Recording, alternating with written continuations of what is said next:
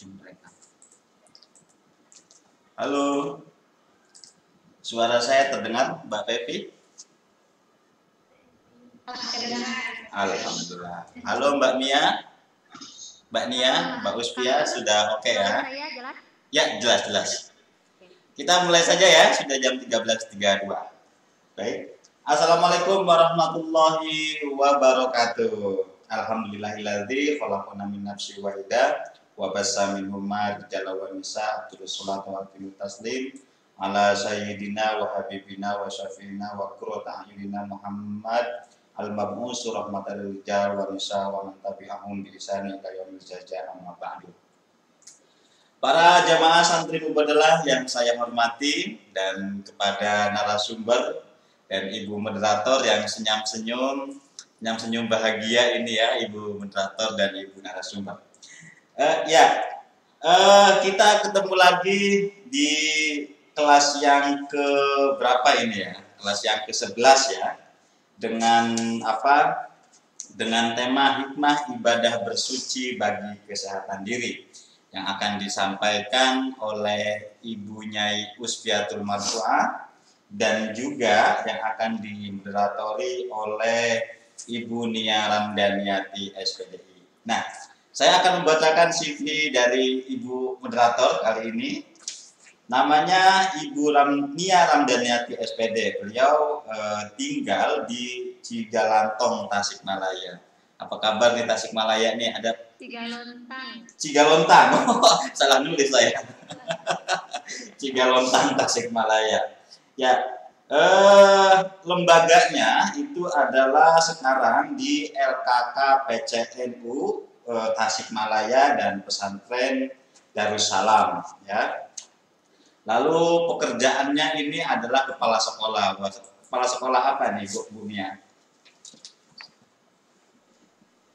Juga riwayat pendidikannya pendidikan bahasa Arab di IAIC Tasik ya itu ya, di Tasikmalaya ya. Pengalaman pekerjaan guru, trainer, peneliti dan penulis. Oke, baik. Itulah sedikit riwayat dari Ibu moderator Ibu Nia Ramdaniati. Nah, sebelum acara ini dimulai, saya akan ingatkan kembali kepada para jamaah santri mubadalah untuk tetap mengunmute speaker, ya. Juga menyalakan video kalau memang jika ada keperluan silakan mungkin untuk dimatikan. Juga jangan lupa absensi. Jangan lupa absensi, nanti di tengah-tengah acara panitia akan mengirimkan via chatroom. Nah, sebelumnya mari kita bertawasul kepada Nabi Muhammad SAW dengan membaca Al-Fatihah. Semoga kelas ini di hari ini yang penuh dengan keberkahan, keimanan, dan ilmu yang bermanfaat. Mari kita bertawasul. Ila hadratin Nabi Mustafa Sayyidina wa Maulana Muhammad wa ala alihi wa ashabihi wa man tabi'ahum min ba'di summa ila jamil muslimin wal muslimat wal mu'minin wal mu'minat al-ahya'i minhum wa minhunna wal amwat khususon ila mu'alimina wa mu'alimatina wa khususon ila mu'alim hadal kitab Sayyidul Fatihah.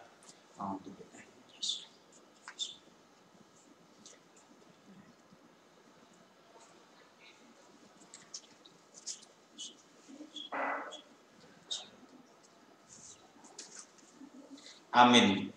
Terima kasih. Kepada Ibu moderator, Ibu Nia Ramdaniati, saya persilahkan. Ya baik, terima kasih Kang Gul. Assalamualaikum warahmatullahi wabarakatuh. Alhamdulillahilladzi fadlana bil ilmi wal adab wassalatu wassalamu ala sayyidina Muhammadin alladzi kamalil adab wa ala alihi wal ashabihi ila yaumil ma'ad. Pertama-tama saya ucapkan terima kasih kepada Mubadalah, Rahima, Fahmina, Kufi yang telah memberikan kesempatan kepada kami untuk ikut berpartisipasi di dalam kelas intensif Ramadan pada tahun ini. Kemudian yang saya hormati Bapak host Kang Dul yang senantiasa menemani kita dalam setiap pembelajaran, dan yang saya hormati Kang Pak Kiai Pakih, sudah hadirkah? Mudah-mudahan ilmu yang hadir. Ya, Pak Kiai, ya, hatur nuhun, terima kasih sekali sudah diberikan kesempatan yang luar biasa bagi kita semua untuk mengkaji apa yang beliau tuliskan yang begitu luar biasa ide-idenya. Mudah-mudahan apa yang beliau tuliskan bisa kita pahami, kita cerna, dan kita amalkan di dalam kehidupan sehari-hari. Dan yang saya hormati Ibu Pemateri pada saat ini, alhamdulillah Bu Nyai Uspi telah hadir di tengah-tengah kita. Apa kabar Bu Nyai? Nah, pada kesempatan kali ini kita akan belajar terkait dengan hikmah ibadah bersuci bagi kesehatan diri. Ini nyambung dengan tema yang kemarin, tema besar yang telah dibahas kupas tuntas oleh Bu Nyai Arihah terkait dengan kesehatan, pentingnya kesehatan, bahwa kita tidak akan bisa menikmati kebahagiaan baik di dunia, terutama di dunia maupun di akhirat, kalau misalkan kita tidak bisa menjaga kesehatan. Terutama kesehatan ini kemudian beliau kemarin paparkan, tidak hanya cukup untuk diri kita sendiri, tetapi kita juga harus menjaga terutama keluarga kita agar bisa beribadah dan selalu mendekatkan diri kepada Allah. Orang yang bersuci dari kotoran dan najis di sisi Allah layaknya orang yang bertaubat dari dosa dan kesalahan. Kedudukan yang bersuci setara dengan orang yang bertaubat. Dan keduanya sangat disayangi oleh Allah. Oleh karena itu, pada hari ini dalam rangka kita mendekatkan diri kepada Allah, kita belajar bersuci, menemukan hikmah bersuci agar kita senantiasa mendapatkan kesehatan dan pada akhirnya kita mendapatkan kebahagiaan di dunia dan di akhirat. Pada hari ini materi akan disampaikan oleh Ibu Nyai Usfiyatul Mardiah ya, Bu Nyai Usfiyatul Marfu'ah. Iya. Bu Nyai Usfi ini adalah dosen di UIN Sunan Wali Songo. Tempat tanggal lahir di Pati 14 Mei 1989. Ibu Nyai muda ini sangat luar biasa ya aktivitasnya. Beliau merupakan pengurus PW Patayat Jawa Tengah dan juga PSGA UIN Sunan Wali Songo ya. Dengan segala hormat dan dipersilakan kepada Ibu Nyai untuk memaparkan materi pada kesempatan kali ini. Silakan Ibu Nyai. Baik, terima kasih Mbak Nyai Nia Ramdaniati yang sampai saya keliru memanggil Mbak Nia Ramadhani ya. Tapi ya, Mbak Nyai Nia Ramdaniati. Terima kasih Mbak Nyai. Assalamualaikum warahmatullahi wabarakatuh. Waalaikumsalam. Alhamdulillahirabbil alamin wa bihi nasta'inu ala umurid dunya waddin. Wassalatu wassalamu ala asyrafil anbiya'i wal mursalin sayyidina wa maulana Muhammadin wa ala alihi wa ashabihi ajma'in. Amma ba'du. Yang sama-sama kita hormati muallif kitab Mamba'us Sa'adah Pak Kiai Dr. Fakihuddin Abdul Qadir, dan sampai saat ini masih tetap setia membersamai kita di kelas intensif Ramadan ini. Dan tak lupa juga kepada bunyai-bunyai, guru-guru saya semuanya yang bergabung di dalam kelas intensif ini, dan terima kasih juga untuk Kang Dul yang telah memfasilitasi, yang telah bekerja di balik layar demi suksesnya acara ini. Dan untuk Mbak Moderator, Mbak Nyai Nia Ramdaniati juga terima kasih. Begitu juga kepada santri Mubadalah yang sampai saat ini insya Allah masih tetap semangat mengikuti kelas intensif di Ramadan kali ini, yang insya Allah semuanya dirahmati oleh Allah Subhanahu wa Ta'ala. Baik, pada hari ini kita akan akan sama-sama belajar berkaitan tentang at-thaharatu wal ibadatu amtilatun lil amali al-wiqai fi amris sihati. Bersuci dan beribadah sebagai contoh kegiatan preventif untuk kesehatan. Nah, tema bersuci ini tentunya juga teman-teman semuanya di sini sudah sangat familiar sekali dan tidak asing lagi. Mungkin saja sudah entah berapa puluh tahun yang lalu teman-teman sudah belajar tentang bersuci, bebersih begitu ya. Nah, sekarang tinggal kita merecall kembali ingatan kita yang berkaitan tentang pelajaran bersuci dan bebersih ini. Kalau di dalam kitab Mamba'us Sa'adah ini ada di halaman 45, bagian paragraf terakhir. Bismillahirrahmanirrahim. At-thaharatu wal ibadatu amtilatun lil amali al-wiqai fi amris sihati. Bersuci dan beribadah sebagai contoh kegiatan preventif untuk kesehatan. Inna fit thaharati, sesungguhnya di dalam bersuci, wal ibadati dan ibadah, asroron itu terdapat rahasia. Tufituru yang berguna untuk watuqawiha, menguatkan jiwa. Fatas luhu dan menyehatkan, watatakorrubu dan mendekatkan diri ilallahi azza wa jalla, kepada Allah azza wa jalla. Kama anna fiha asroron ta'udu ilal jasadi, sebagaimana bersuci dan beribadah juga menyehatkan tubuh, wayas hulu lahu dan membuatnya mudah, ayyatakorroba ilaihi, dengan mendekatkan diri kepada Allah bi atammi wajhin, dengan cara yang paling sempurna. Jadi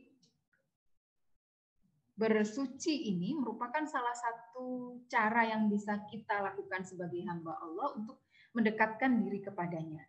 Wa ayyatiya bi ahsani ma yanfa'u ibadahu, melakukan sesuatu yang terbaik yang membuat manfaat ibadahnya.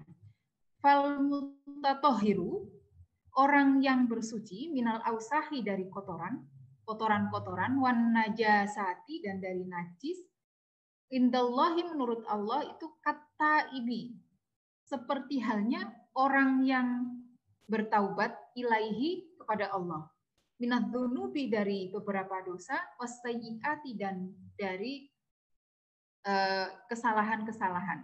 Wal mutatahhiru, kedudukan orang yang bersuci, yanzilu, itu menempati manzilatat taibi, tempatnya orang-orang yang bertaubat. Wallahu yuhibbuhuma ma'an.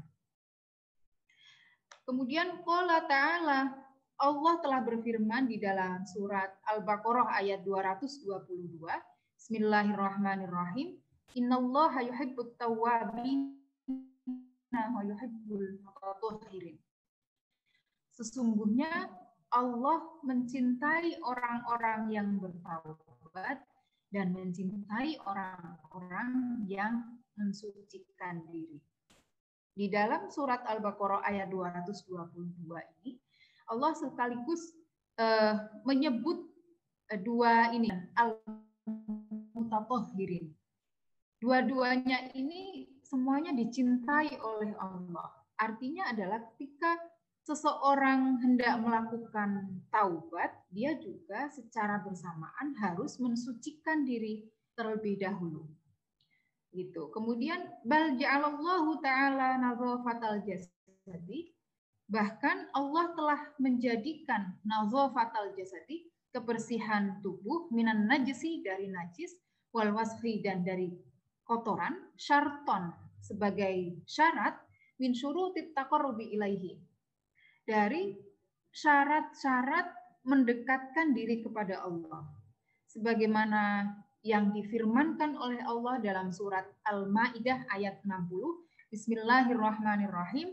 Ya ayyuhalladzina amanu idza qumtum ilas sholati faghsilu wujuhakum wa aydiyakum ilal marafiqi wamsahu biru'usikum wa arjulakum ilal ka'bain.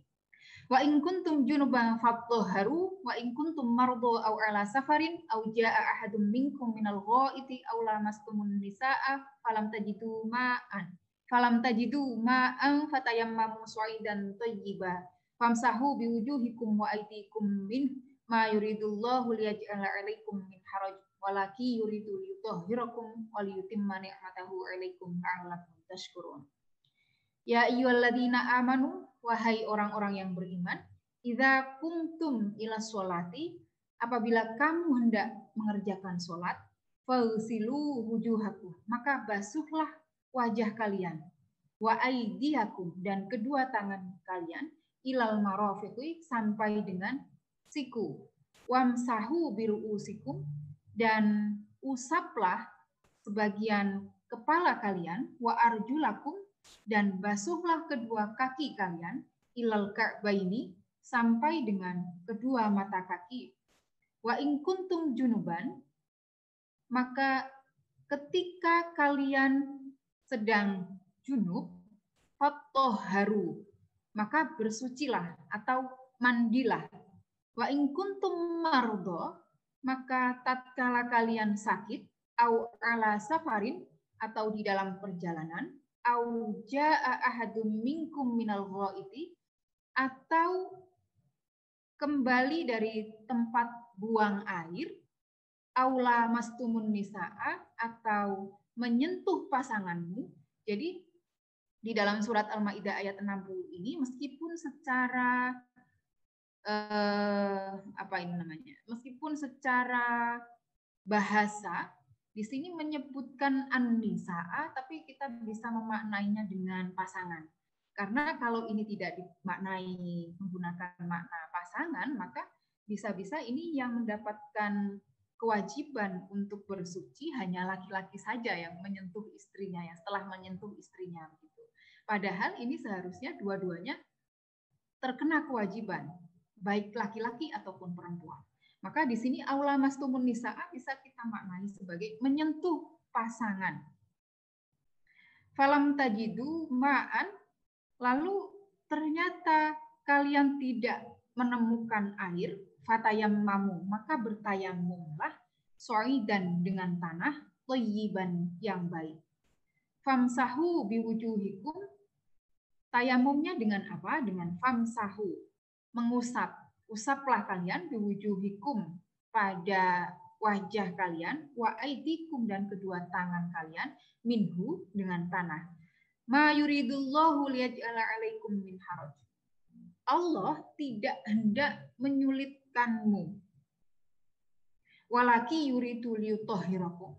Akan tetapi Allah ingin membersihkan kamu, waliyutimma ni'matahu, dan menyempurnakan nikmatnya alaikum, kepadamu, la'allakum tashkurun, supaya kamu semua bisa bersyukur. Baik Bapak Ibu sekalian yang saya hormati, dalam surat Al-Maidah ayat 60 ini, Allah selain menuntun kepada kita semuanya untuk bersuci melalui wudu dengan berbagai macam gerakan-gerakan wudu di sini, kemudian bagaimana ketika sedang dalam keadaan junub, tidak menemukan air, harus menggunakan cara tayamum begitu, yang menjadi titik tekan atau ibroh atau pelajaran penting dari surat Al-Maidah ayat 60 ini itu terletak di kalimat ma yuridullahu liyaj'ala 'alaikum min haraj, bahwa Allah itu tidak hendak menyulitkanmu, bahwa wudhu itu kan harus membasuh muka, membasuh kedua tangan, mengusap sebagian kepala, membasuh kaki. Nah, ini bukan kita bukan dalam keadaan sedang dipersulit oleh Allah gitu ya. Apalagi misalnya ya, saya sendiri, saya sebagai seorang perempuan sudah berdandan dengan full make up, kemudian berjilbab begitu, kemudian hendak pergi dan melewati waktu sholat. Tentunya ketika sebelum sholat saya harus berwudu terlebih dahulu. Karena sudah pakai make up full, ketika berwudu tentunya make up ini akan luntur begitu ya, akan tersapu oleh air wudu. Begitu juga dengan pakaian yang saya gunakan, saya harus membuka kancing agar bisa digunakan untuk wudu dengan baik gitu. Kok rasanya ini menyulitkan sekali? Mengapa demikian? Gitu. Nah, jadi ini bukan dalam rangka menyulitkan keadaan kita. Sebelum kita menghadap Allah dengan sholat, maka ini memang menjadi kewajiban terlebih dahulu sebelum menghadap Allah dengan cara berwudu. Kalau di pesantren yang pernah kita dapatkan tentang wudu ini, tentunya kita sudah terbiasa dengan keadaan-keadaan untuk menyiasatinya ya.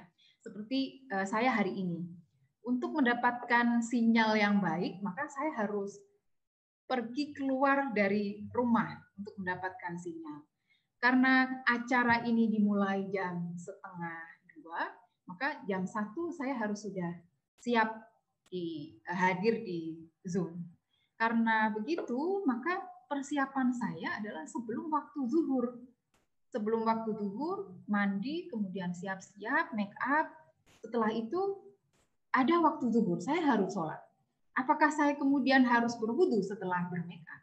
Maka yang terbiasa kita lakukan ya, itu adalah berwudu terlebih dahulu sebelum make up, lalu kemudian ketika masuk waktu sholat, kita sudah siap. Kita sudah tidak lagi harus berurusan dengan wudu, tapi sudah siap.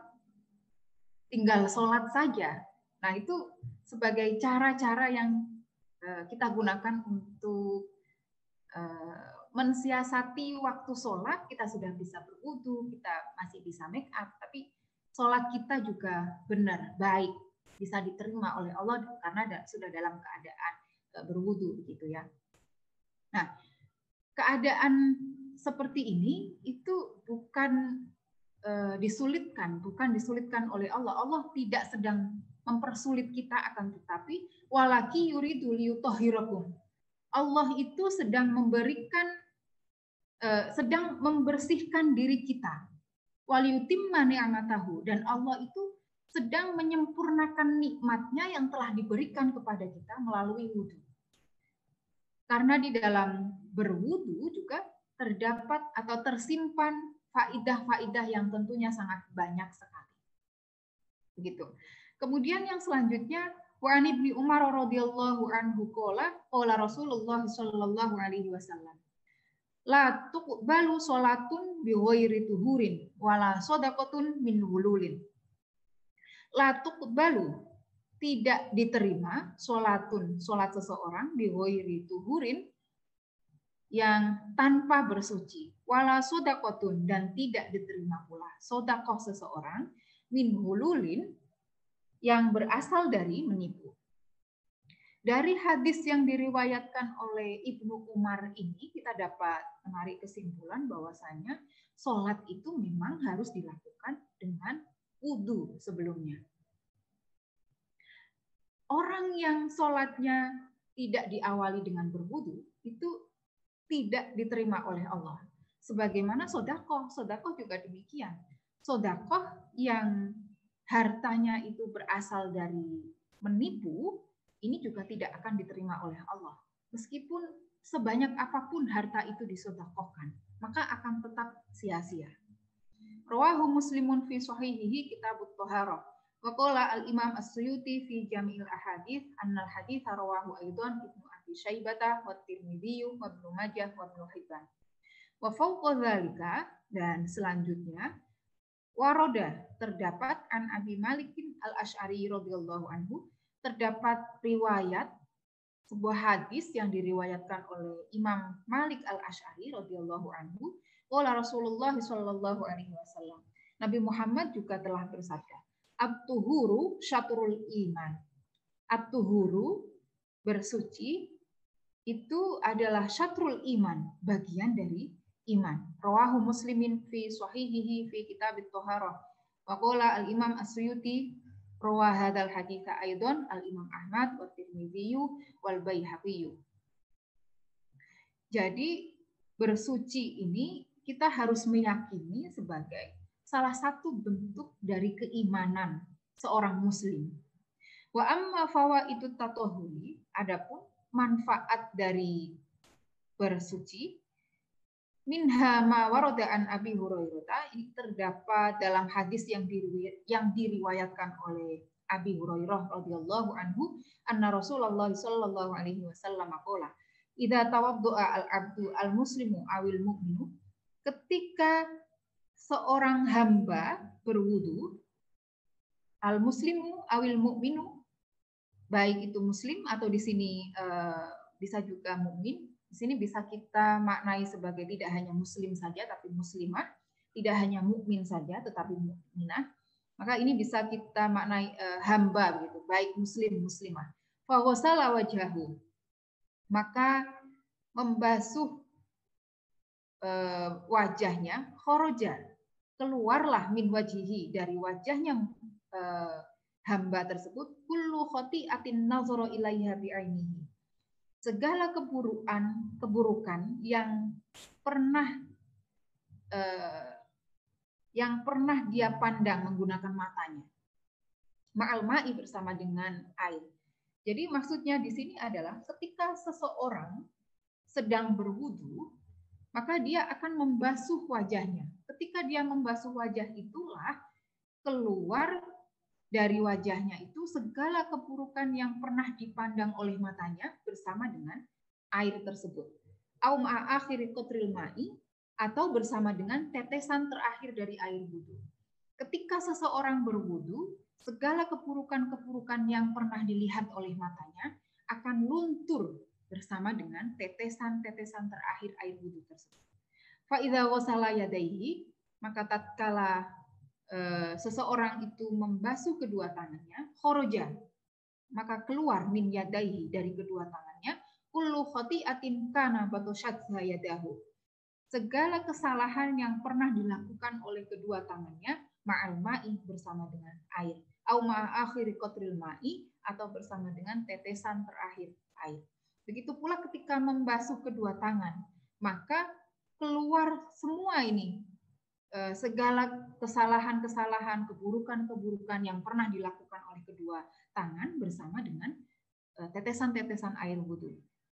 Fa idza wasala rijlaihi, maka tatkala seseorang tersebut membasuh kedua kakinya, kharajat, keluarlah, kullu khati'atin nasyat rijlahu, segala kesalahan atau dosa yang pernah dilakukan oleh kedua kakinya, ma'al ma'i, bersama dengan air, au ma'akhir qatril ma'i, atau bersama dengan tetesan terakhir air, hatta yakhruja naqiyan, sehingga bersih, minadz dzunubi, dari dosa-dosa.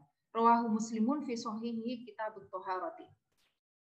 Jadi dari hadis ini kita dapat belajar bahwasanya ketika kita melakukan wudu dengan gerakan-gerakannya yang membasuh wajah, membasuh kedua tangan, membasuh kedua kaki, maka dosa-dosa yang pernah kita lakukan menggunakan mata kita, menggunakan kedua tangan kita dan kedua kaki kita, ikut luntur bersama dengan tetesan-tetesan terakhir dari air wudu tersebut. Nah, kemudian maksud dari khoti'ah di sini, atau kesalahan, keburukan-keburukan yang dimaksud dalam hadis ini itu apa? Wata'ni al-khoti'atu, yang disebut dengan keburukan, kesalahan atau dosa, kama warada fi syarhin Nawawi li shahihi Muslimin, sebagaimana dijelaskan di dalam syarah Imam Nawawi di shahihi Muslimin, hiya as-shaghair. Hiya di sini kembalinya adalah kepada khoti'ah, kesalahan atau keburukan tadi, berarti as-shaghair, keburukan-keburukan yang kecil atau dosa-dosa yang kecil. Dunal kabair, bukan dosa-dosa yang besar. Dosa-dosa yang kecil itu seperti apa? Seperti iri, dengki, kemudian riya, sombong, kemudian ghibah, atau dalam bahasa anak sekarang itu julid gitu ya. Kita habis julitin orang. Nah, ini termasuk dosa-dosa kecil. Nah, menurut di dalam syarah An-Nawawi ini, dosa-dosa inilah yang bisa luntur dengan kita berwudu.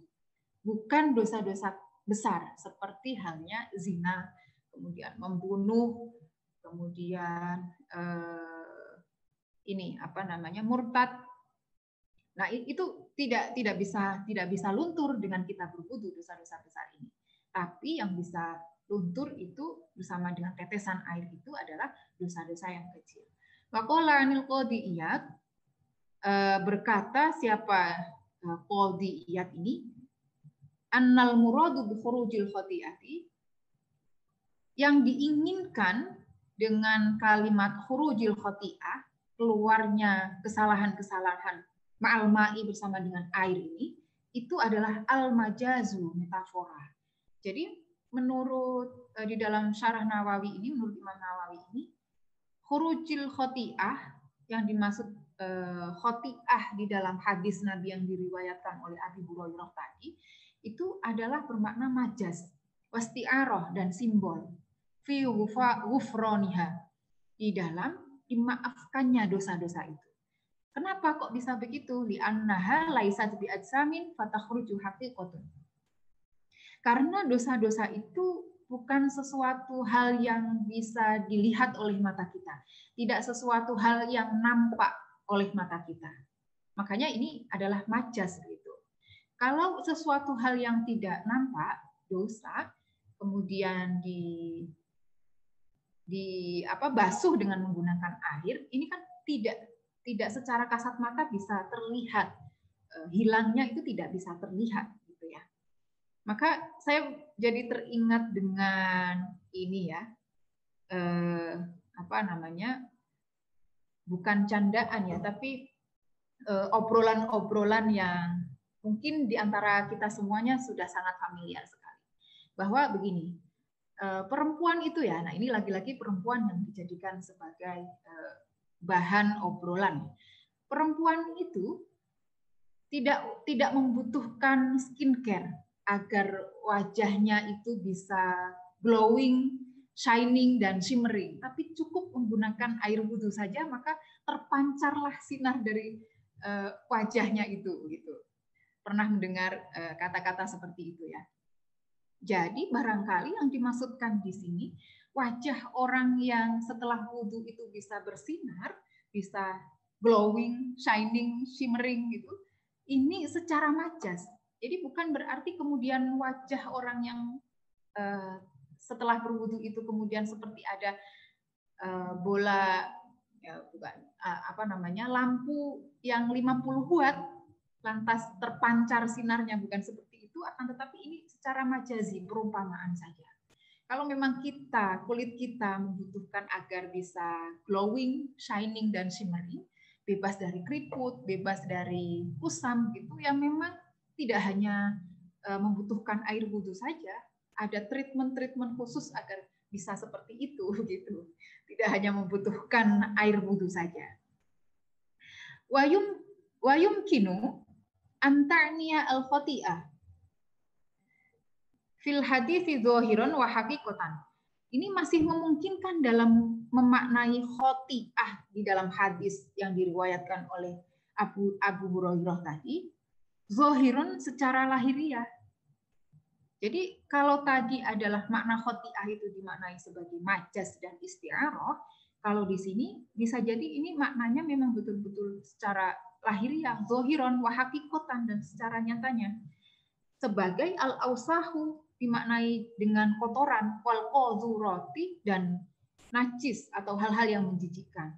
Au alal aqalli al-ghubar, atau debu-debu al-aliku yang menempel fil a'dha'i di dalam anggota tubuh. Dzalika li annal wudu'a, karena sesungguhnya di dalam wudu zahirun secara lahiriahnya itu yang memang ghuslul a'dha'i, membasuh anggota tubuh al-muayyinati yang tertentu, ibtidaan minal kaffaini, yang dimulai dari kedua telapak tangan, wantihaan ilar rijlaini, dan diakhiri dengan kedua kaki, bilma'i, dengan air, at-thahiri, yang suci. Fazalat, maka hilang, anha, dari anggota tubuh, al-ausahu, kotoran, wal qadzuratu, dan hal-hal yang menjijikkan. Jadi kesimpulannya adalah khoti'ah dari yang dimaksud dengan khoti'ah di dalam hadis Nabi itu tadi, itu bisa bermakna dua makna, bisa dimaknai dengan dua makna, yaitu makna majaz atau isti'arah, dan yang kedua adalah secara zahir. Hakikatan memang itu betul-betul kotor, seperti halnya debu. Kalau debu yang menempel di tangan kita, kemudian di wajah kita, ini kan secara zahir bisa kita lihat. Nah, itu memang bisa betul-betul luntur dengan kita berwudu. Hadza wa in kana al-ma'na al-ghairu madi lil khati'ah, sekalipun makna yang lazim dari kata khoti'ah ini huwa asya'i', tidak berbentuk materi. Faqad waradat bimaknaha, makna yang diharapkan dari khoti'ah itu memang al-zahiru, secara nyata fi sahihil Bukhari an Anas Ibnu Malik radhiyallahu anhu qala Rasulullah sallallahu alaihi wasallam.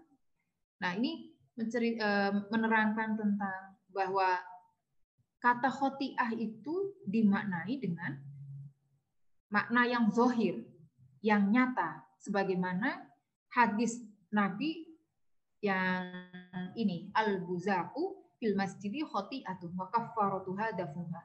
Al-buzatu itu ludah, fil masjidi di dalam masjid, khoti'atun itu kotor, wa kaffaratuha. Cara untuk menghilangkannya itu ya dafnuha, dengan cara menguburnya.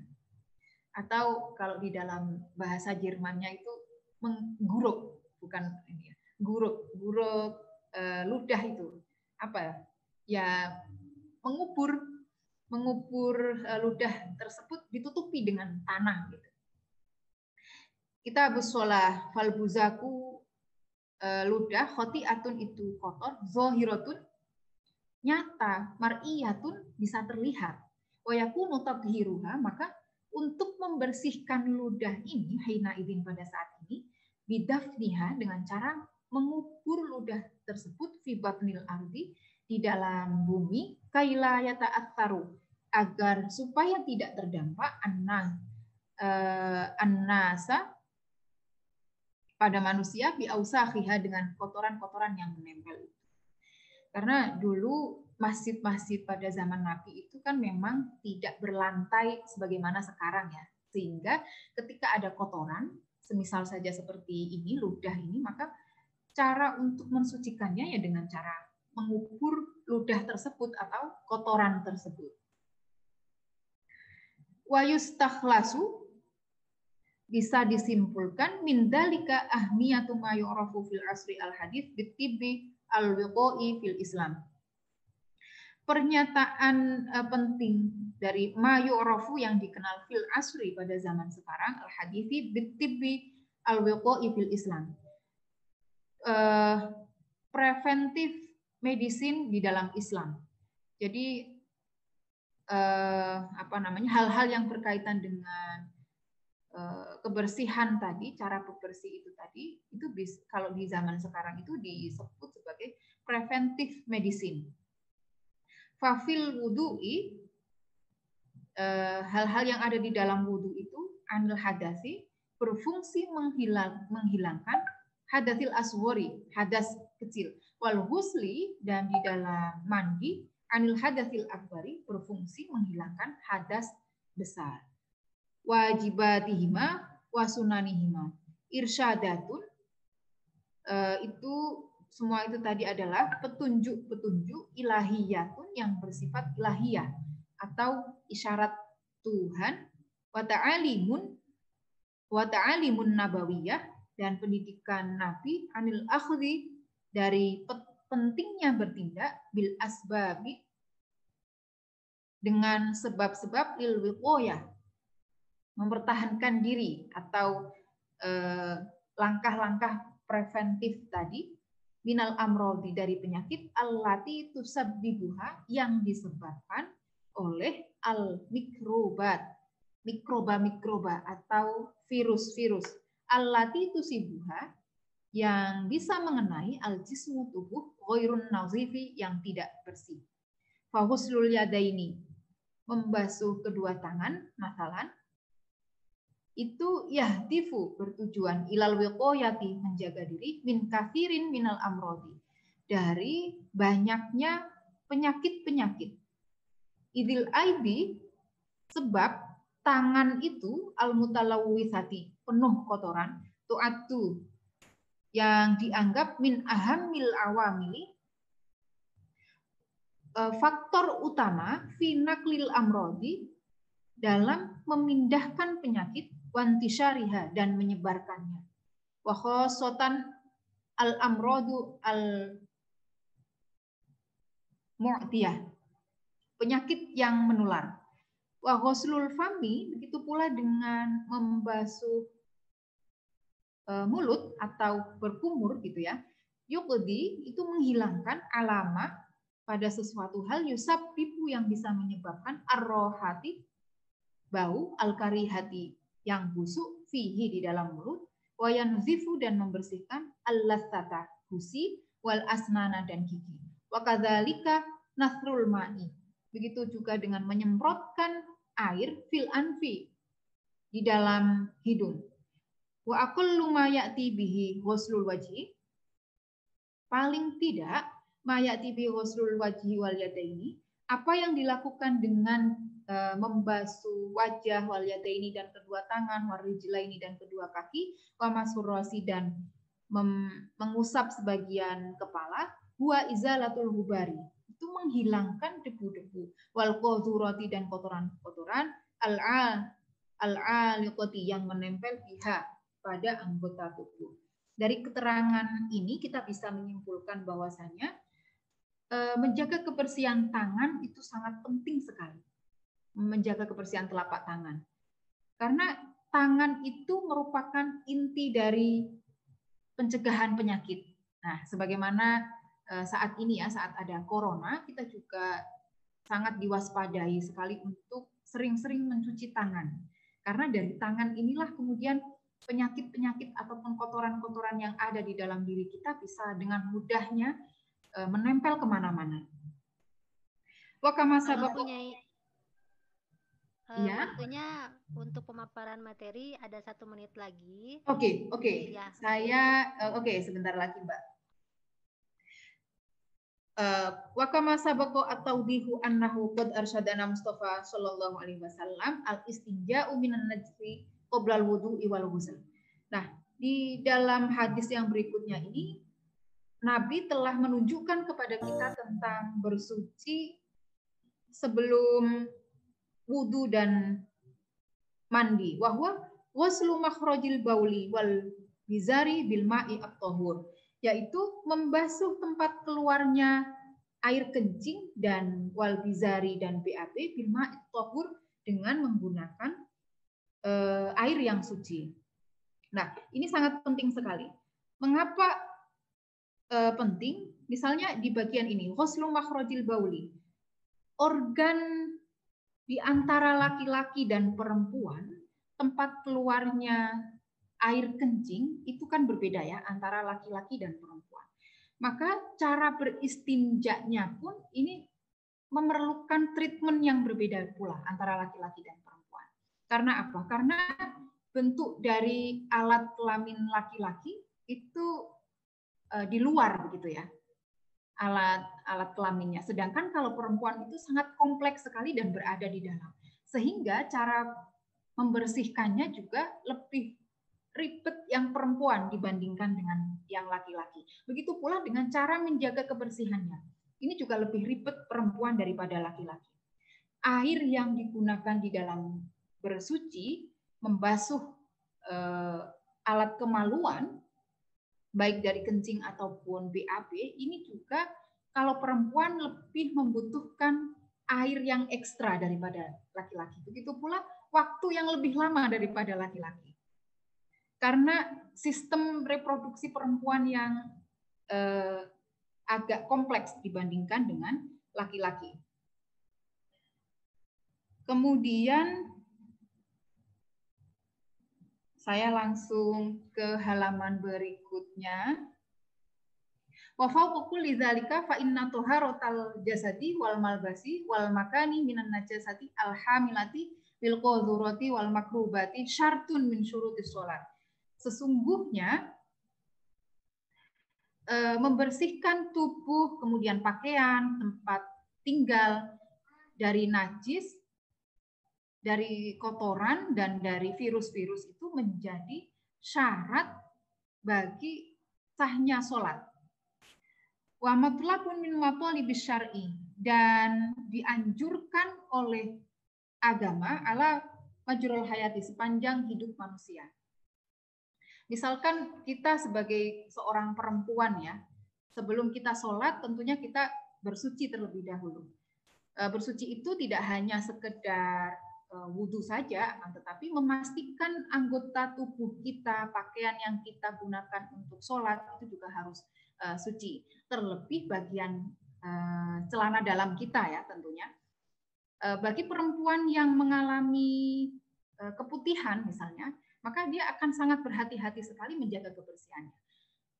Satu hari bisa saja ganti celana dalam 4-5 kali kalau perempuan yang sedang mengalami keputihan, atau paling tidak dia bisa menggunakan panty liner untuk mengganti, bisa fleksibel ketika berada di dalam acara yang di luar, tidak di rumah gitu. Nah, ini merupakan cara-cara yang bisa dilakukan dalam hal menjaga kebersihan. Kemudian juga di dalam keterangan selanjutnya di kitab ini, kita diajak oleh penulis untuk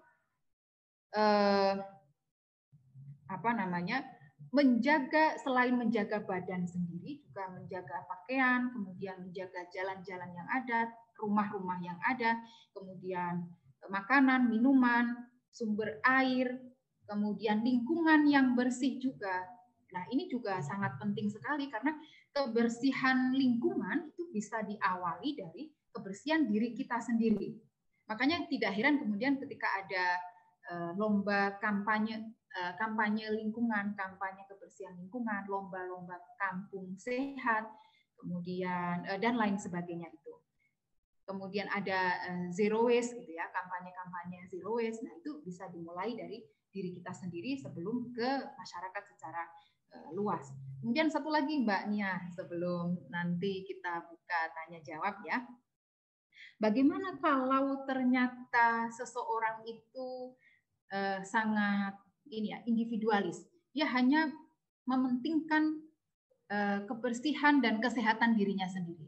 Ini tentunya salah satu sikap yang tidak dianjurkan dan bisa juga sangat berbahaya ya ketika seseorang itu hanya mementingkan yang penting saya sendiri sehat, yang penting saya sendiri bersih. Saya tidak peduli dengan lingkungan saya tidak peduli dengan teman saya atau orang lain itu mau sehat, mau bersih, saya tidak peduli. Yang penting diri saya sehat. Ini bukan seperti itu ya. Sikap demikian sangat berbahaya sekali karena kita tidak mungkin bersih sendiri. Kita tidak mungkin sehat sendiri. Karena kesehatan, kebersihan itu harus dilakukan secara kolektif. Selain memang harus diawali dari diri kita sendiri. Corona saat ini itu mengajarkan banyak hal pada kita, salah satunya adalah terhadap kebersihan dan kesehatan secara kolektif. Dengan kita menerapkan kebersihan dan kesehatan secara kolektif yang memang diawali dari diri kita sendiri, kita bisa membuat imun yang ada di diri kita maupun di lingkungan sekitar kita itu semakin kuat dengan kita menjaga kesehatan dan kebersihan secara kolektif tersebut. Begitu kira-kira Mbak Nia dan Bapak Ibu Nyai Santri Mubadalah semuanya. Kurang lebihnya mohon maaf atas keterbatasan dalam penyampaian dari kitab Mamba Usaadah ini.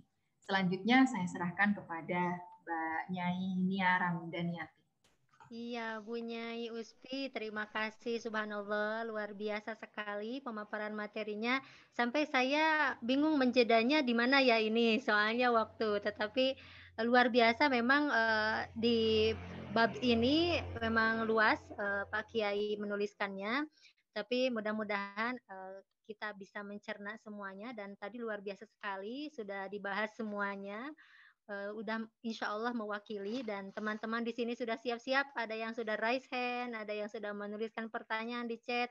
Tetapi sebelum itu, silakan Kang Dul untuk memutarkan video profile ya. Terima kasih.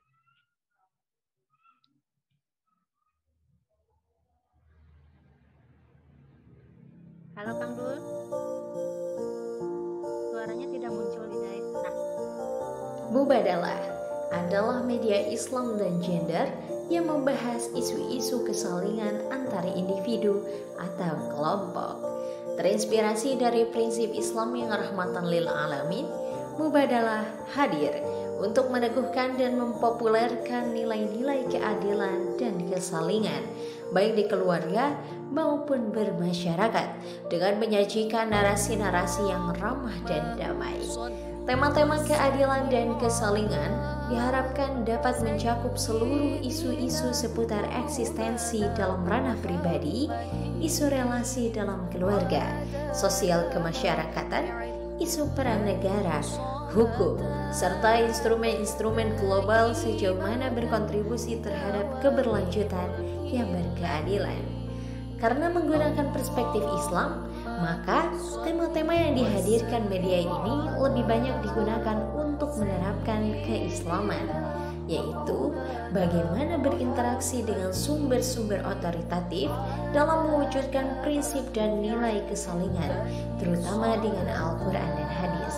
Di samping dengan sumber-sumber pengetahuan yang lain yang sudah mengakar dalam tradisi Islam seperti ilmu tafsir, fikih, tasawuf, dan yang lainnya.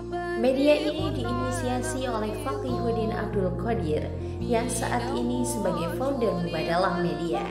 Kemudian, keredaksian kini digawangi oleh Zahra Amin sebagai pemimpin redaksi. Ada Fatihah Yuliana sebagai staf media sosial, juga Abdullah sebagai videografer, serta Nurul Bahrul Ulum dan Tia Istiana sebagai konten kreator, Mimin Mukminah dan Mumu Mustafa sebagai manajerial, dan Zainal Fanani sebagai staf IT. Saat ini Mubadalah Media secara kelembagaan berada di bawah naungan Yayasan Fahmina. Mubadalah Media juga terbuka untuk berkolaborasi dengan lembaga-lembaga lain yang memiliki kesamaan visi. Beberapa kegiatan yang pernah diadakan oleh Mubadalah Media diantaranya Majelis Mubadalah yang tersebar di beberapa daerah di seluruh Indonesia dan luar negeri, Festival Mubadalah, Women Writers Conference, pelatihan kepenulisan yang bekerja sama dengan lembaga lain seperti Fahmina Institute, Aman Indonesia, dan pimpinan wilayah Fatayat Nahdlatul Ulama, Kementerian Agama, dan Sisters in Islam Malaysia, serta Halal Bihalal Mubadalah. Mubadalah Media secara resmi mengalami perubahan dari mubadalahnews.com menjadi Mubadalah ID pada tanggal 1 Agustus tahun 2020. Dengan perubahan nama tersebut, praktis mengubah semua nama akun di semua platform media sosial Mubadalah. Konten-konten di Mubadalah Media diproduksi dalam beberapa bentuk, yakni tulisan, infografis, dan video. Selain diproduksi oleh tim redaksi Mubadalah, konten-konten di Mubadalah Media termasuk kiriman dari para kontributor. Semua konten Mubadalah Media bisa Anda kunjungi di website mubadalah.id, juga bisa diikuti di berbagai platform media sosial seperti Facebook mubadalah.id, Instagram @mubadalah.id, Twitter @mubadalah_id, dan YouTube channel Mubadalah ID. Oleh karena itu, bersama Mubadalah ID, inspirasi keadilan relasi.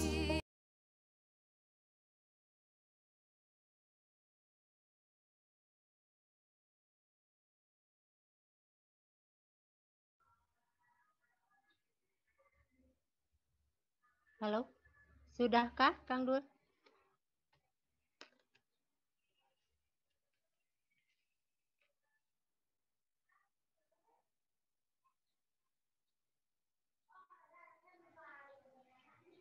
Halo Kang Dul. Oke, kami lanjutkan ya. Untuk tanya jawab, di sini sudah ada yang raise hand. Dipersilakan kepada Bu Teh Nurun Sariah ya. Kayaknya teteh-teteh nih. Silakan. Assalamualaikum warahmatullahi wabarakatuh. Terima kasih atas waktunya Mbak Moderator, Mbak Nia, dan Assalamualaikum kepada Bu Nyai, Bu Nyai Usfi. Saya ingin menanyakan tentang tanggapan Bu Nyai mengenai kosmetik wudu friendly. Kan sekarang banyak Bu Nyai kosmetik yang pakai jargon dia itu wudu friendly gitu. Nah, ini tanggapan Bu Nyai bagaimana? Itu dari segi fikihnya, buat perempuan-perempuan kan akan kemakan dengan brand marketing tersebut. Itu saja, terima kasih. Assalamualaikum. Iya, silakan Bu Nyai untuk dijawab, sangat menarik. Iya. Bahkan sampai ke hijab syar'i. Iya, betul. Sepatu syar'i dan lain sebagainya ya. Iya. Baik, Mbak Nurun Sariah, terima kasih atas pertanyaannya ini, Mbak. Saya kira juga muslimah-muslimah di luar sana juga banyak yang mempertanyakan hal yang sama ya terkait tentang kosmetik. Karena sebagaimana kita ketahui bahwa kosmetik ini merupakan kebutuhan, bisa dikatakan sebagai kebutuhan dasar ya, sebagian besar perempuan yang ada gitu. Lalu untuk perempuan yang muslim yang setiap harinya harus melakukan wudhu sebanyak kurang lebih 5 kali, nah ini bagaimana make up-nya kan begitu ya. Oke, nah yang menjadi hal-hal yang tidak sah, yang menjadikan hal tidak sah wudhu seseorang itu adalah ketika terdapat barang-barang ataupun zat-zat yang menghalangi air wudhu bisa meresap ke dalam kulit yang kita wudhu ya, baik itu di wajah ataupun di tangan, kaki gitu. Nah, apabila zat-zat tersebut terdapat di anggota-anggota wudhu, kemudian menghalangi air untuk bisa masuk ke dalam pori-pori kulit, ini memang tidak diperbolehkan karena bisa tidak sah wudhunya. Airnya kan tidak bisa meresap ke dalam. Gitu. Bagaimana dengan kosmetik? Kalau ternyata ada kosmetik yang wudhu friendly, meskipun itu kosmetik tapi bisa dilalui oleh air sehingga air itu bisa meresap ke dalam pori-pori kulit. Nah, ini berarti terobosan yang patut kita syukuri bersama ya. Karena ini sangat bermanfaat sekali bagi kita sebagaimana perempuan. Kita tidak harus menghapus make up kita terlebih dahulu sebelum wudhu, kemudian setelah wudhu kita make up lagi begitu. Tapi dengan adanya make up yang wudhu friendly, kita bisa berwudhu tanpa harus menghapus make up tersebut gitu. Tentunya ini sesuatu hal yang patut kita syukuri bersama Mbak Nurun Sariah, dan salah satu terobosan kalau memang itu zat-zat yang ada di dalam make up itu mampu diserap oleh kulit dan tidak menghalang-halangi air wudhu yang kita lakukan. Begitu Mbak Nurun Sariah menurut saya. Iya, baik Bu Nyai. Saya izin matikan video ya, ini sinyalnya kurang bersahabat. Baik para santri Mubadalah, ya, terkait tadi ya, alhamdulillah sudah terjawab. Ya, pada intinya kembali kepada kemaslahatan ya Bu Nyai ya. Ya, betul. Nah, di sini ada pertanyaan di chat, bagaimana terkait batal wudhu ya, terkait batal wudhu.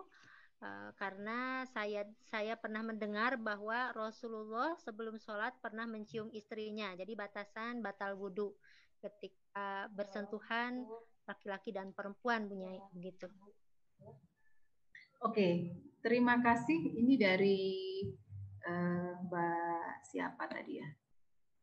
Pertanyaannya dari Deti Perabdiniati. Mbak Deti, terima kasih atas pertanyaannya Mbak Deti. Jadi Terkait tentang hal-hal yang bisa membatalkan wudhu, itu banyak sekali pendapat, tidak hanya tunggal ya pendapat tentang ini. Ada yang mengatakan bahwa bersentuhan kulit dengan seseorang yang bukan mahramnya ini berarti bukan dengan ayahnya atau ibunya atau kakak kandungnya atau pamannya. Nah, ini berarti membatalkan wudhu. Ada pendapat yang demikian. Yang mayoritas digunakan oleh masyarakat Indonesia dalam hal ini itu mengatakan bahwa bersentuhan dengan orang yang bukan mahramnya itu membatalkan wudhu, termasuk juga ketika seorang suami menyentuh istrinya atau istri menyentuh suaminya, itu juga membatalkan wudhu. Ini berdasarkan pendapat dari Imam Syafi'i dan yang kita anut selama ini, apalagi kalangan Nahdiyin gitu ya. Tapi ada juga imam madhab itu yang berpendapat bahwa bersentuhan dengan lawan jenis yang bukan mahram itu tidak membatalkan wudhu, karena memang di dalam hadisnya juga Nabi pernah melakukan itu dengan Aisyah kalau tidak salah ya. Jadi ini ada pendapat tidak hanya tunggal gitu Mbak. Kita tergantung mau mengikuti pendapatnya siapa. Kalau mengikuti pendapatnya Syafi'i, berarti bersentuhan kulit dengan orang yang tidak mahramnya itu membatalkan wudhu. Maka kita sebelum sholat harus berwudhu terlebih dahulu. Akan tetapi kalau kita mengambil pendapatnya imam yang selain Imam Syafi'i, itu memang tidak membatalkan wudhu. Jadi meskipun tadi sudah bersalaman dengan teman kita yang laki-laki atau yang perempuan itu meskipun tidak mahram, lalu sholat tanpa wudhu karena tadi sudah punya wudhu begitu, ini bisa sah-sah saja. Jadi tergantung kita mau menggunakan pendapatnya siapa. Itu ada banyak sekali pendapat terkait ini. Begitu Mbak Yeti, Mbak Yeti ya. Iya, itu karena sifatnya furu'iyah, jadi dikembalikan kepada mau memegang mazhab apa ya, mungkin ya Bu Nyai ya, seperti betul, itu. Betul. Yang selanjutnya di sini belum ada pertanyaan lagi, tetapi kemudian saya melihat seringkali banyak ya problematika terkait dengan bersuci dan kebersihan ini, soal awalnya kebersihan yang terlihatnya sepele tetapi kemudian menjadi salah satu bahan pertengkaran antara suami istri. Suaminya nyimpen handuk di mana-mana misalnya atau malas bersih-bersih. Nah, itu kemudian menjadi penyebab pertengkaran. Nah, gimana nih Bu Nyai supaya komunikasi tetap lancar, pola hidup bersih juga tetap terjalin, dijalani begitu. Ya, betul. Terima kasih Mbak Nyai Nia. Jadi dalam menjaga kebersihan yang ada, itu memang tidak menjadi tanggung jawab satu orang saja di dalam sebuah keluarga itu ya. Tidak hanya menjadi tanggung jawabnya perempuan saja, begitu pula tidak hanya menjadi tanggung jawabnya orang tua saja, tapi semua anggota keluarga yang ada semuanya bertanggung jawab atas kebersihan, baik kebersihan di dalam dirinya sendiri, pakaiannya, ataupun yang ada di lingkungan rumahnya. Nah, ini bagaimana agar semua orang yang ada di dalam satu rumah itu paham akan hal ini, mau melakukan menjaga kebersihan dan kesehatan bareng-bareng. Tentunya harus dikomunikasikan. Tentunya kalau kita di budaya saya, perempuan itu memang lebih mendapatkan perhatian untuk melakukan pekerjaan-pekerjaan bersih daripada laki-laki. Saya memiliki 2 adik laki-laki dan 1 adik perempuan. Cara yang digunakan oleh orang tua saya dalam mendidik kami, dalam mengajarkan kami tentang kebersihan itu berbeda-beda. Kami yang perempuan itu diajari untuk bagaimana mencuci pakaian kami sendiri sejak usia masih muda begitu ya. Bagaimana cara mencuci pakaian tidak hanya bersih tapi juga harus suci. Kemudian juga ketika melakukan bebersih nyapu di rumah gitu ya, ibu saya memberitahu kepada kami yang perempuan, anak-anak perempuan itu, mana sapu yang boleh digunakan untuk ruang tengah dan kamar, ruang-ruang yang bersih, dan mana sapu yang hanya untuk dapur dan ruang-ruang yang kotor, gitu. Nah, ini perempuan dapat informasi yang lebih. Nah, itu di budaya saya masih seperti itu. Tapi karena kita sudah semakin mengenal mubadalah ya, semakin mengenal kesalingan di dalam berumah tangga ataupun di dalam berelasi kepada teman-teman begitu, ini seharusnya sudah mulai dilakukan komunikasi dengan anggota keluarga, tidak hanya kepada perempuan saja, tapi kepada laki-laki juga. Laki-laki juga harus tahu bagaimana caranya menyapu, bagaimana membedakan sapu yang bersih untuk ruang-ruang tertentu dan tidak boleh digunakan untuk menyapu di ruang-ruang tertentu yang kotor. Begitu pula bagaimana caranya mencuci pakaian yang bersih dan juga suci. Terlebih ini ya Mbak Nia ya, terlebih saat haid ataupun kalau perempuan sedang keputihan gitu. Nah, bagi orang yang paham akan kebersihan sekaligus kesucian, tentunya celana dalam ya, celana dalam bekas haid ataupun yang terkena keputihan, ketika mencucinya ini tentunya tidak dicampur sekaligus dengan pakaian-pakaian yang relatif kotornya itu karena debu, misalkan karena keringat, bukan karena hal-hal seperti darah haid ataupun keputihan. Bagaimana cara mencucinya? Nah, ini anak-anak perempuan di daerah saya ini sudah tahu terlebih dahulu bagaimana cara mencucinya. Yaitu dipisahkan terlebih dahulu, dibuat bersih terlebih dahulu, baru nanti dimasukkan ke dalam mesin cuci bersamaan dengan pakaian-pakaian lain yang kotornya itu tidak kotor najis seperti halnya bekas ini ya darah haid tadi. Nah, ini harus diajarkan tidak hanya untuk perempuan saja, tapi laki-laki juga harus paham bagaimana caranya mencuci yang baik, bagaimana bekas darah kotor itu harus dicuci. Ini laki-laki juga harus mendapatkan pengetahuan tentang hal itu.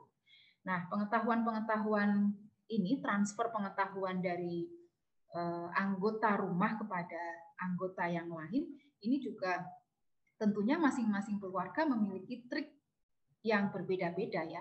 Ada yang kemudian diajak untuk mencuci bareng anaknya atau anggota keluarga yang lain agar mereka bisa praktek, juga bisa paham secara langsung bagaimana mencuci yang baik, yang bersih dan sekaligus suci, bisa suci pakaian kita. Karena di dalam beribadah tentunya kita kan tidak hanya harus suci dengan cara berwudu saja, tapi pakaian kita juga harus suci, pakaian yang kita kenakan suci, kemudian tempat yang kita tempati untuk beribadah juga harus suci. Jadi ini semua anggota di dalam keluarga sudah sewajarnya mengetahui bagaimana cara bersuci, mensucikan pakaian diri, kemudian tempat-tempat yang kita gunakan untuk beribadah. Jadi begitu Mbak Nia. Terima kasih Mbak Nia. Iya, Bu Nyai, betul sekali. Jadi memang soal kebersihan ini itu soal kebiasaan yang nampaknya sepertinya mudah, sederhana, tetapi sesungguhnya membutuhkan proses ya, membutuhkan edukasi yang terus-menerus, dan itu harus ditanamkan bukan hanya untuk perempuan saja, juga laki-laki yang kemudian kalau misalnya tidak ditanamkan kepada keduanya, terkadang banyak juga laki-laki kemudian atau perempuan dalam salah satu relasi yang salah satunya tidak memiliki pola hidup bersih dari sejak sebelum mereka berelasi di dalam rumah tangga gitu ya. Nah, tadi triknya sangat menarik. Jadi sesungguhnya tergantung situasi dan pribadi masing-masing, karena yang terpenting enak diterimanya gitu kalau soal komunikasi. Betul. Iya. Di sini masih ada pertanyaan dari Ibu Zuhriyah. Saya punya kakak perempuan yang berlebih-lebihan ketika berwudu. Nah, gimana menyikapi orang yang selalu berlebih-lebihan ya di dalam penggunaan air dalam berwudu, gitu. Oke, terima kasih Bu Nyai Zuhri ya atas pertanyaannya. Jadi sesungguhnya Allah itu tidak menyukai orang-orang yang berlebih-lebihan dalam hal apapun. Entah itu dalam penggunaan air ataupun dalam makan ataupun dalam hal-hal apapun, meskipun hal itu seharusnya baik gitu ya. Kita bersuci menggunakan air itu baik, bahkan dianjurkan oleh agama kalau ada air. Kemudian kita makan itu juga baik bagi tubuh kita. Kita minum itu juga baik bagi tubuh kita, bagi kesehatan kita. Tapi ketika itu dilakukan secara berlebihan, itu yang tidak baik. Nah, kita misalkan ketika berbuka saja, kita berlebih-lebihan dalam makan, yang biasanya itu makannya kuatnya hanya satu piring, satu porsi, saking laparnya seharian sudah beraktivitas ke sana dan kemari gitu ya, haus sekali, apalagi kalau di Semarang ini sangat terik-teriknya Mbak Nia, sudah jarang sekali hujan, kemarin saja baru saja hujan, itu pun tidak lama. Kan panas sekali sehingga membuat kita mudah haus. Saat adzan maghrib tiba, lalu kemudian kita bahasa ininya kalap gitu ya. Apa ya kalap itu? Tidak mengira-ngira dalam hal makan ataupun minum, lalu berlebih-lebihan. Ini tentu saja bukan hanya dilarang oleh agama, dibenci oleh Allah, tapi secara kesehatan pun itu sangat merugikan tubuh kita sendiri. Yang awalnya kita lambung kita hanya mampu menampung makanan itu 1 kilo misalkan atau 1 piring gitu, kemudian kali ini kita memakan 2 piring atau 3 piring, maka yang terjadi apa? Tentunya perut kita akan sakit dan gejala-gejala kesakitan yang lain. Begitu pula dengan berwudu. Berwudu itu alangkah baiknya memang secukupnya saja. Meskipun kita berada di Indonesia yang air itu sangat melimpah. Bagi yang daerahnya melimpah ya, ada pula yang daerahnya kekeringan gitu. Sehingga kita dianjurkan untuk ya secukupnya saja. Bahkan Nabi itu mungkin kalau kita bisa membayangkan ya, cara Nabi berwudu dengan ukuran orang Arab sana, di gurun yang sangat panas sekali, berbeda dengan Indonesia itu tentunya air juga sangat sulit, tidak melimpah ruah seperti di sini dan di tempat bunyai-bunyai sekalian ya. Nah itu cara berwudunya sangat menggunakan air yang tidak banyak tentunya. Nah, begitu pula kita, meskipun air banyak, sudah sewajarnya, wudu itu yang memang sewajarnya saja, sebutuhnya saja. Bahkan ini merupakan salah satu cara untuk menjaga bumi, tidak berlebih-lebihan dalam penggunaan air gitu ya. Sekarang sudah banyak tempat-tempat umum atau bangunan-bangunan yang sadar akan kebutuhan air dan penghematan air demi menjaga kelangsungan kehidupan selanjutnya kita ke depan. Kita memang sekarang masih mengalami air yang berlimpah ruah, tapi kita tidak akan tahu 10 tahun yang akan datang. Anak cucu kita nanti apakah masih tetap bahasa Jawanya kumanan, bahasa Jermannya kumanan, kalau bahasa Indonesianya apa ya? Ini bukan kelebihan apa sih? Masih mendapatkan air gitu loh. Nah, kita belum tahu 10 tahun yang akan datang anak cucu kita masih tetap mendapatkan air apa tidak. Oleh karena itu, cara yang kita lakukan sudah seyogyanya itu adalah menghemat air. sudah banyak teknologi-teknologi yang dikeluarkan sekarang itu yang mendukung ini ya, mendukung apa namanya, mendukung kampanye-kampanye lingkungan dengan cara penghematan air ini. Bukan hanya dalam rangka ini saja, anjuran agama saja, tapi itu baik demi kelangsungan kehidupan masyarakat kita 5 tahun, 10 tahun, atau 20 tahun yang akan datang.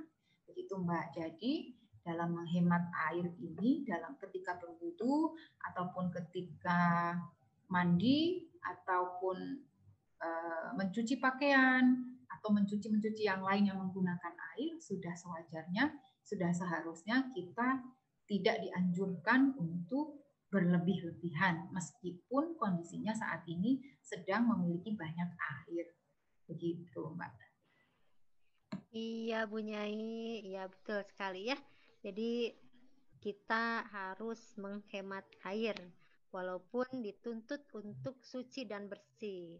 Nah, ini kemudian saya ingin bertanya nih, indikator kesucian seseorang itu bagaimana? Nah, terkadang kan begini Bu Nyai ya.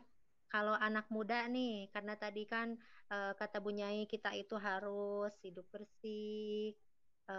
Kalau bersih itu enak kan, enak dipandang juga, dicintai Allah juga. Nah, karena ada narasi seperti itu, nah kemudian ditelan mentah-mentah ketika ada orang, misalnya seorang perempuan melihat laki-laki secara penampilan kurang jorok mungkin lah gitu ya, dia jadi nggak suka, langsung memvonis tidak bersih, tidak suci, atau sebaliknya laki-laki melihat perempuan yang maaf ya misalnya kurang bersih, kurang cantik gitu, akhirnya memandang seperti itu juga. Nah, gimana nih untuk menyikapinya, Bu Nyai?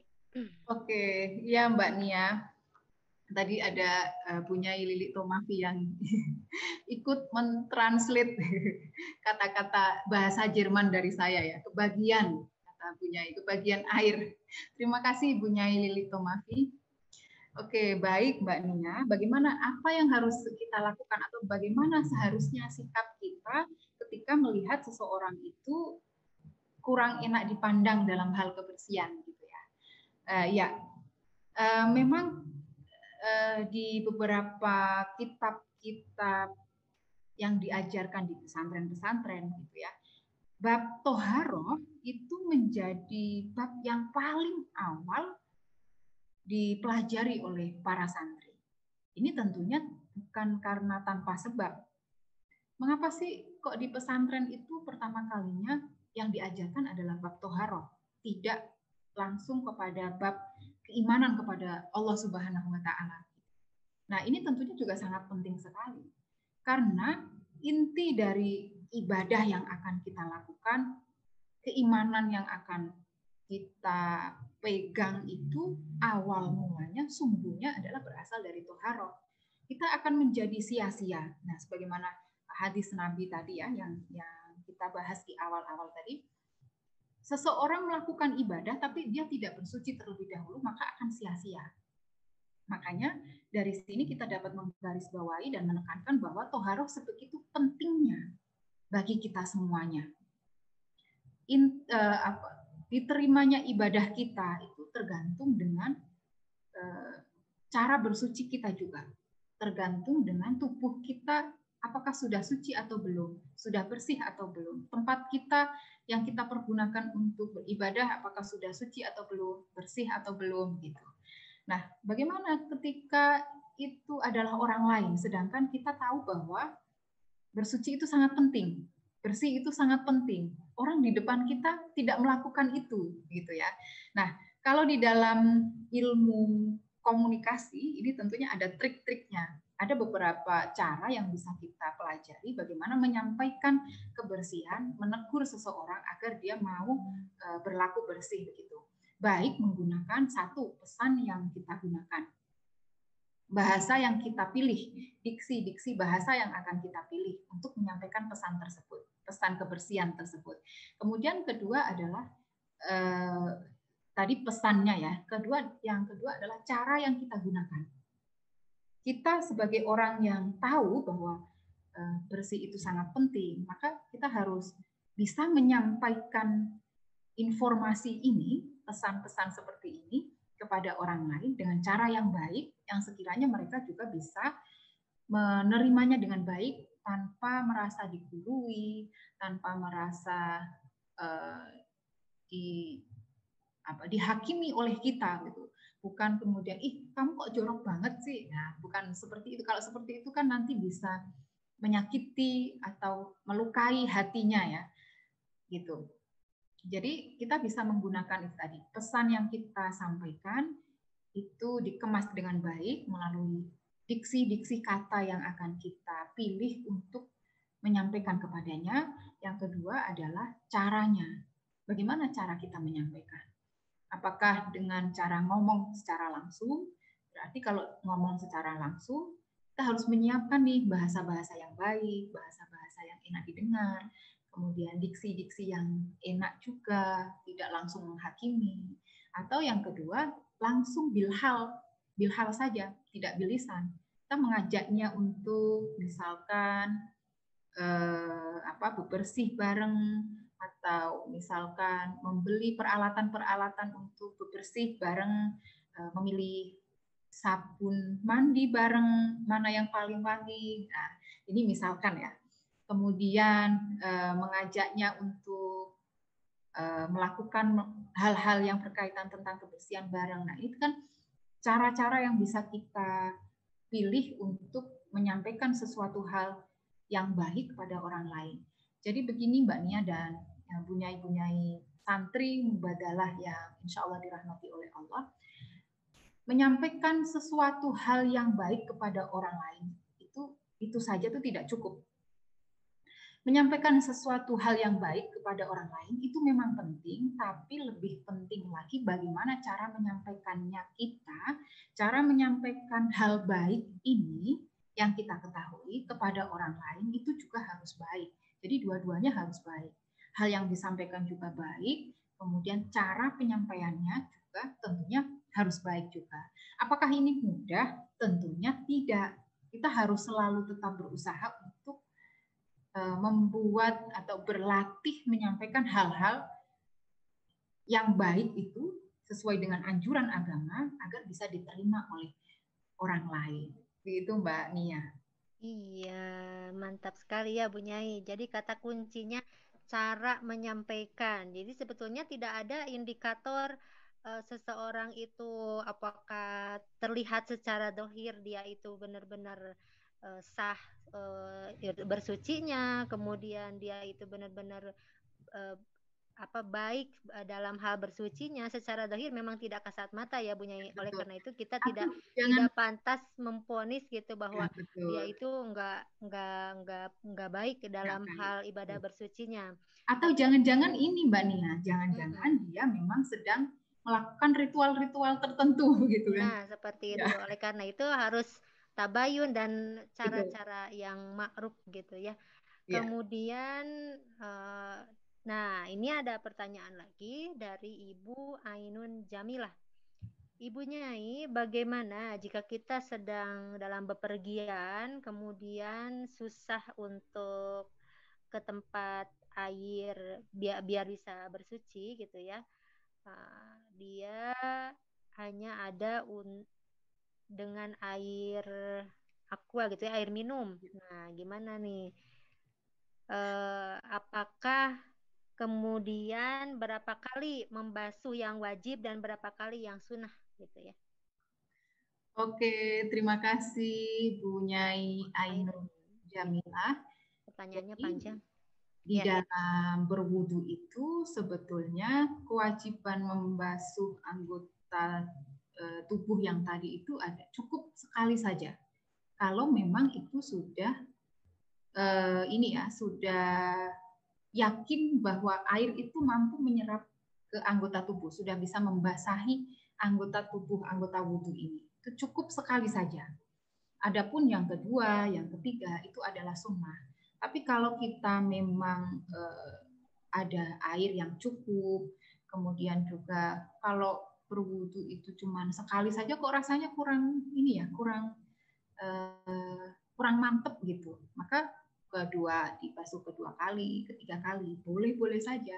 Tapi kalau memang keadaannya sedang dalam keadaan ketersediaan air yang sangat minim sekali, maka diupayakan yang terpenting adalah anggota-anggota tubuh yang harus dibasuh dengan air itu sudah dibasuh dengan merata.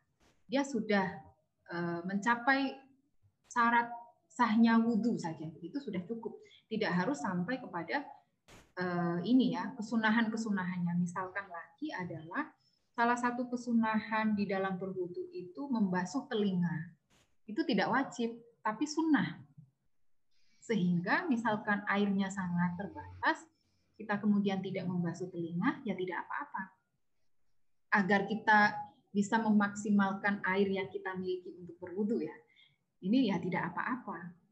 Semua anggota kita basuh satu kali, ya tidak apa-apa. Bahkan kalau di kepala itu bukan membasuh, tapi cukup dengan mengusap saja.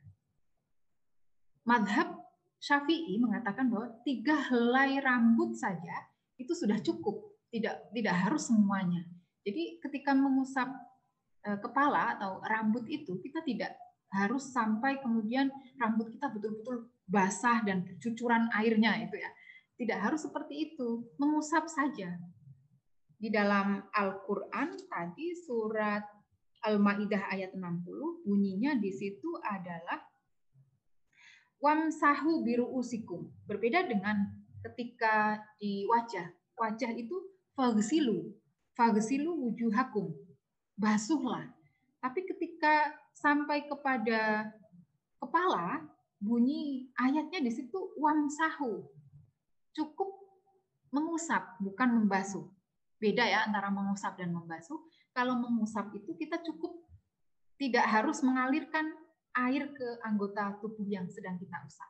Tapi beda dengan wajah. Kalau wajah tidak boleh diusap, tidak boleh ini bahasa Jerman lagi nih, digerayangi. Digerayangi itu apa bahasa Indonesianya nggih? Bu Lili maaf. Digerayangi. Ketika kita membasuh wajah itu harus betul-betul dibasuh, bukan diusap, bukan digerayangi begini, tapi betul-betul harus dibasuh. Karena di dalam ayat Al-Qur'annya itu faghsilu wujuhakum.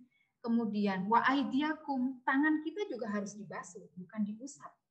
Kecuali kalau dalam keadaan sakit misalnya ya, itu lain lagi nanti pembahasannya. Kemudian kalau yang kaki ini ada yang mengatakan bahwa ikutnya kaki ini juga dibasuh wa arjulakum sebagaimana tangan. Tapi ada yang mengatakan juga oh tidak, kaki itu cukup diusap saja sebagaimana biru'usikum tadi. Nah, ini juga ada ikhtilaf di bagian kaki ini. Tapi kalau untuk kepala itu cukup diusap saja. Jadi kalau kita berpegang teguh pada yang telah diajarkan oleh Al-Qur'an ya, melalui misalkan kita melalui bermadhab itu, kita wudhu itu seharusnya cukup menggunakan air yang tidak harus banyak gitu. Kalau tahu tata caranya, kalau tahu cara-cara yang baik di dalam berwudu. Oke, begitu Bu Nyai Jamilah, Bu Nyai Ainun Jamilah. Iya, Bu Nyai, betul sekali ya. Islam itu sangat memudahkan dalam hal ibadah. Baik, Bu Nyai, Bu Nyai dan Pak Kiai, para santri mubadalah, waktunya untuk closing statement dari Bu Nyai Usfi, dipersilahkan. Ya, terima kasih semuanya, Bu Nyai, guru-guru saya, serta santri mubadalah yang insya Allah dirahmati oleh Allah. Saya di sini selama kurang lebih 1,5 jam itu juga dalam rangka belajar kepada santri-santri dan Bu Nyai semuanya. Oleh karena itu, baik saya dan santri-santri mubadalah semuanya, mari kita tetap belajar dimanapun berada, salah satunya melalui kelas intensif yang telah difasilitasi oleh mubadalah, Pak Yai Fakih, dan teman-teman semuanya. Oleh karena itu, terima kasih saya ucapkan atas difasilitasinya, atas dipercayakannya kami, saya ikut bergabung juga di dalam kelas ini, dan saya akan mendapatkan banyak hal pembelajaran dari kelas yang telah diselenggarakan ini. Begitu Mbak Nia, mungkin tidak ada hubungannya dengan materi yang telah lalu. Terima kasih, dan kurang lebihnya mohon maaf sekali apabila ada kesalahan-kesalahan ataupun kekeliruan-kekeliruan dalam saya menjawab ataupun menyampaikan dari kitab Mambaus Sa'adah ini. Kurang lebihnya mohon maaf. Assalamualaikum warahmatullahi wabarakatuh.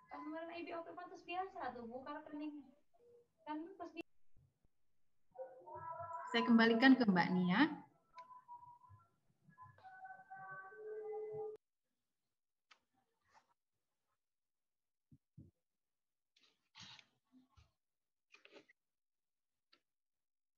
Ya, halo.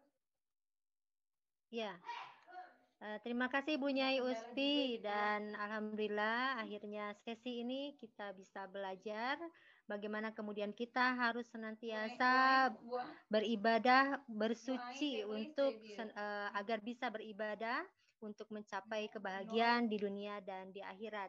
Saya sebagai moderator, terima kasih dan mohon maaf yang sebesar-besarnya.